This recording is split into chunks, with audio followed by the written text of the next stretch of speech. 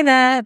So today I wanted to talk about an issue that comes up from time to time with my coachees, which is what to do if you don't get that promotion that you'd really been hoping for. So just to give you a summary of how I'm going to approach this, first of all, we'll look at some of the psychology around rejection.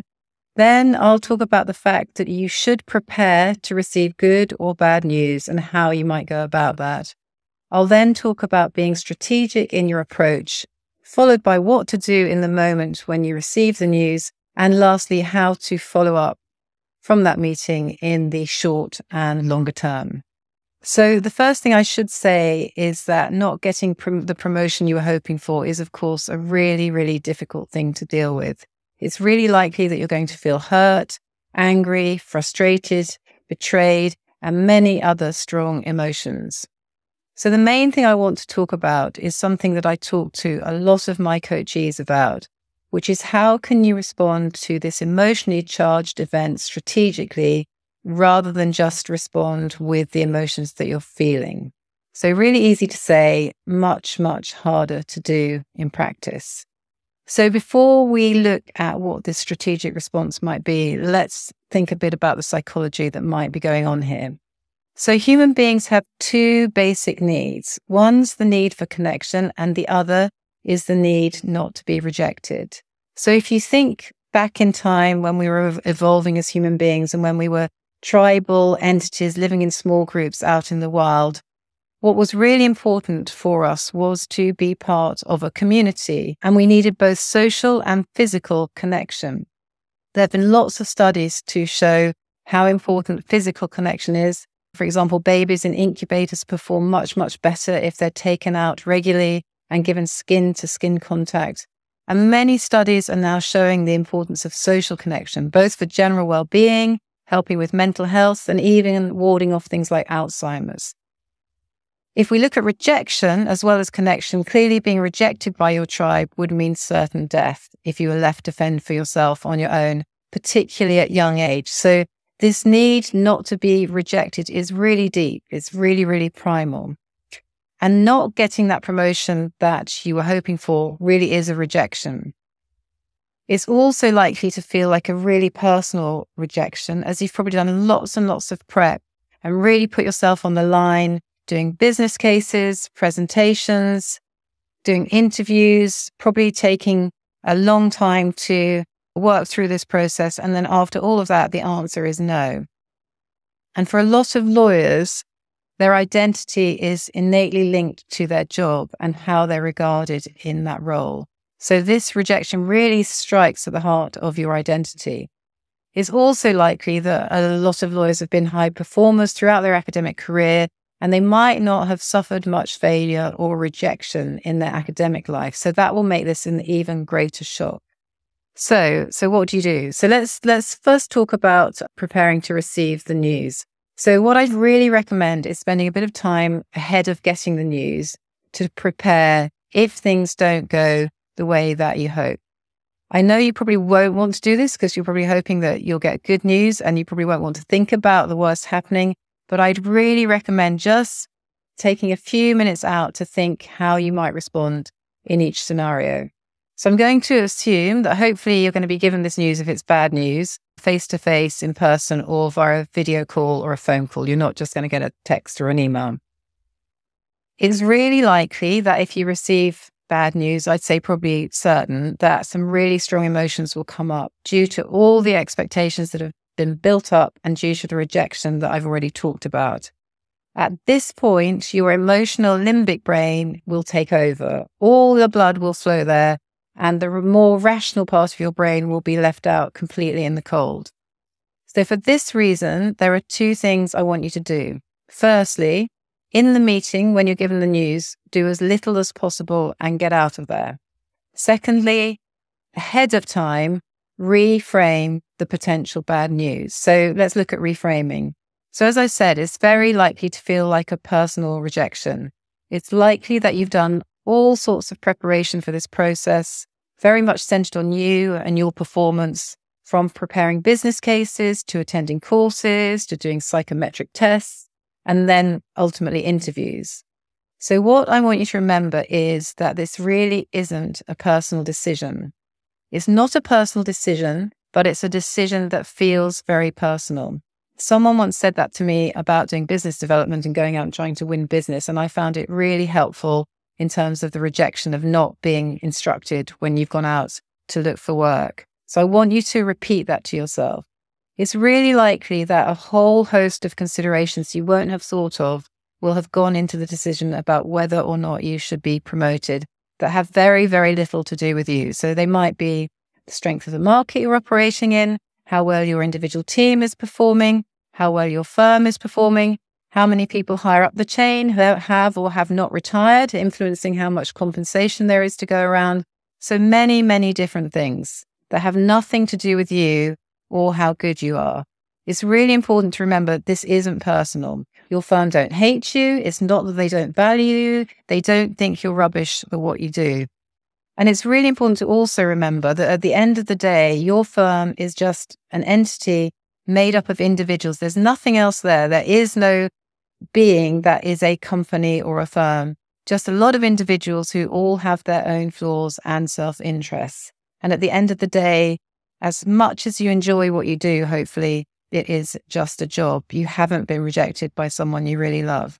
So that's what I want you to say to yourself. It's not a personal decision. It's just a decision that feels very personal. And ideally, maybe write down the other reasons why they may have decided to make a decision to not promote you that are nothing to do with you. So you've got a sense of the other considerations that might have gone into the process. What I then want you to say to yourself is, I am good enough. I really am good enough. They might not be able to make me a partner or promote me into a new title this year, but I'm good enough to get there. And I'd love you to believe that deep down as well, but that's a subject for a different video. So then what I want you to do ahead of time is to think about what you will do if you don't get that promotion. Not what you want to do, but what you will do once your rational brain is back in the driving seat. It's very likely that your reaction will be, if your emotional brain is in control, that you'll want to leave or take a go slow approach or make it very clear to everyone how unhappy you are. The question then to ask yourself is this the most sensible approach? So firstly, in 10 years' time, would you be glad that you'd stayed and had another go at getting promoted the following year? Or if you decide you do want to leave, maybe it would be a good idea to keep your options open and look like you're going to stay and have another go whilst you look around for a new job. So it's really helpful to do this before you get into the meeting. So you've got a sense of why you might want to behave more strategically rather than emotionally. So moving on to the meeting itself, as I said, I want you to do as little as possible in this meeting. Take a containment approach. Listen, say thank you to the person who's given you the news. Maybe acknowledge that it won't have been easy for them, and then say you'd like some time to process the decision, but you'd very much like to come back to them and discuss the decision in more detail once you've had some time to absorb it. So I guess the way you could approach it is to say something like, thank you very much for letting me know. I know it can't have been easy delivering this message, so thank you for doing that. I'm very grateful that you've done it in person. I obviously need to go away and process this news. It's very disappointing, as I'm sure you appreciate, but then I'd really like the opportunity to come back and discuss the decision in more detail with you. I'm still really committed to the firm, and I want to do everything I can to put me in the best possible position I can for next year's process. Now, that last bit you might not feel able to say at that point, so you could just say the preceding 5 or so statements, but keep it really brief, end the meeting, get out of there, do your utmost not to get drawn into a discussion, but keep a calm and dignified posture and leave. If you do stay and start discussing things, it's likely that your emotions will take over. Don't worry if they do. Don't worry if they do and it doesn't go as you've planned, because you can still pick the pieces up afterwards. So the next stage that I'd like to talk about is about behaving strategically rather than saying exactly what you think and then behaving in a way that reflects that. So hurt, sulky, angry.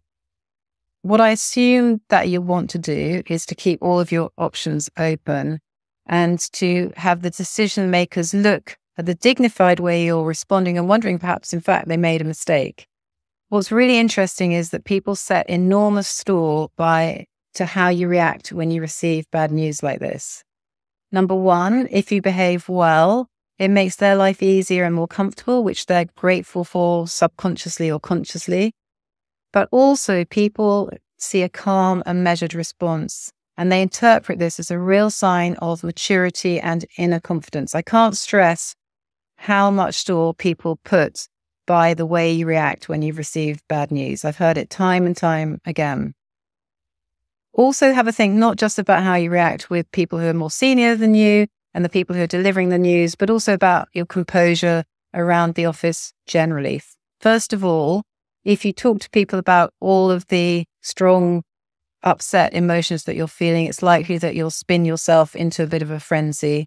But you've also got to be careful about talking to your fellow employees too openly, and then that's starting to cause chatter within the office. So obviously you'll probably want to talk openly with a few close friends, but keep it limited. Keep yourself generally calm and contained when you're dealing with people in the office. So the last stage is what to do in the follow-up meeting that I've suggested you ask for. So the first thing is to make sure that it actually happens and that it happens before too long. It's really easy for both sides to put off having this meeting because neither of you really want to have it. You don't want to hear anything negative. They don't want to tell you anything negative, but it's really important that you do have that meeting and you do get some feedback. If you can get some feedback in writing, all the better. So maybe ask for that, but definitely have a meeting. Then when you're in there again, what you want to do is try and control your emotions. So what I'd say is listen really hard to the feedback, maybe take some notes. Don't argue with the feedback. You just want to absorb it and not feel defensive, which is likely to be your natural reaction, completely human reaction to anything critical that we hear. We want to argue with it and put our side of the argument. One thing that can be really helpful to do is to paraphrase back to whoever's giving you the feedback what they're saying. And then that way you can make sure you're properly understanding it and they are happy that you've understood it. But it'll also stop you giving into the temptation to argue with it. I would also say don't forget or dismiss the positive feedback that you're likely to get at this point. Again, a lot of people just dismiss anything positive. That's quite an instinctual reaction. But really take note of it, write it down as well, and then try and absorb it. There is some positive there. It's not just all about what you hadn't done or what else you need to do. So then I go away, reflect on the feedback, ideally talk it through with someone. And again, remember, this isn't about how good you are. This is all about people's perception of you.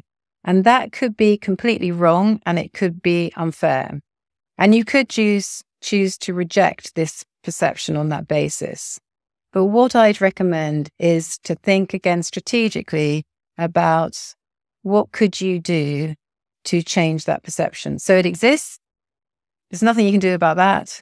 So why don't you go about trying to change it? As annoying as I know that might feel.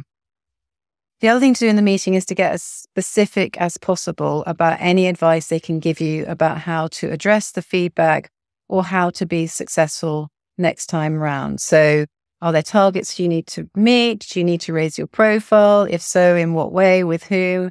How would they advise you to go about meeting targets or meeting people? Is there anyone else they'd recommend you speaking to? Basically, anything they tell you, try and really dig into what does it mean and what could you do to address it and what's their advice.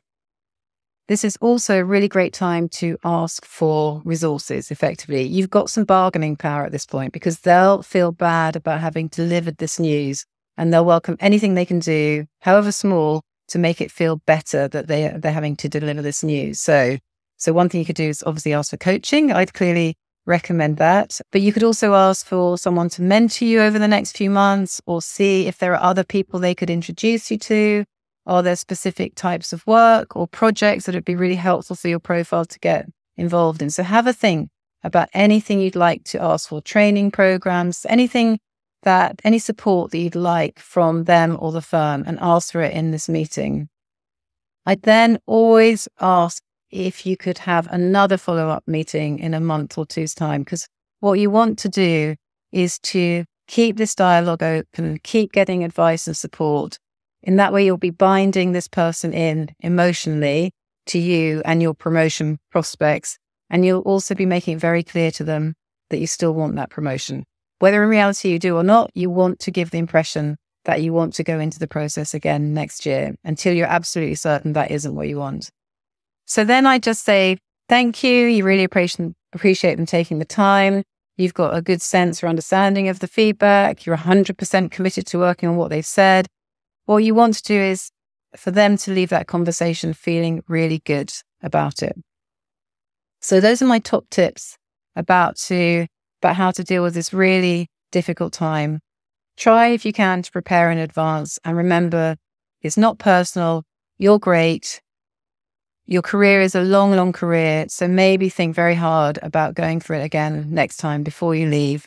I hope that's been helpful. Do let me know if there are any other topics you'd like me to cover by going to the Women's Room Legal Division link on this page and submitting a question telling me about other areas you'd like me to cover. And thank you for watching. I'll see you again soon.